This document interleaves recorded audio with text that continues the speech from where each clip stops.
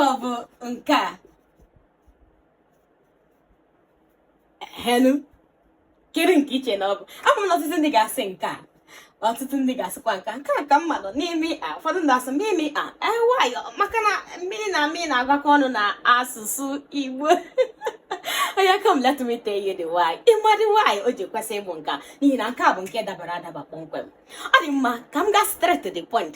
Ịhụna na ọ bụ ndị gụrụ maka asụsụ linguistics ndị linguist ka ekwesịrị ịjụ nke dabara adaba maka na ọ bụ anyị gụrụ maka ụda.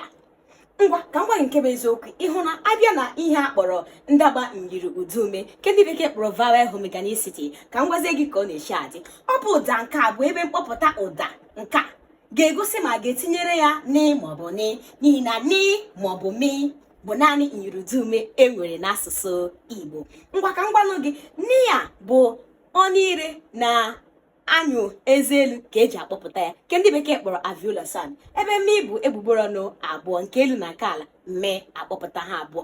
Ngwa iji mara n'eziokwu maọbụ mi ka o kwesịrị isota maọbụ ni ka o kwesịrị ka ụda kwesịrị isota ka e kwesịrị itinyere ya, ọ bụ ebe mkpọpụta ya n'ihi na nke a bụkwa egbugbere ọnụ abụọ n'ihi ya o kwesịrị ịbụ mma.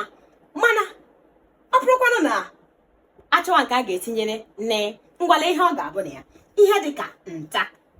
Gịnị mere o ji kwesị ịbụ nta? Maka na ti bụkwa naanị ọnụ ire na anyụrụ eze ele ti ịhụrụ ka o si ada.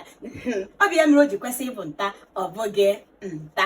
Ngwa gaa mụọ maka ebe mkpọpụta ụda ka ị mara ụda nke kwesịrị isonyere ni maọbụ mee ma abịa na ndaba nyirudume n'asụsụ Igbo. Ama m na ịmụtara ya. Ngwa biko kesa ozi ya ngwa let other people learn.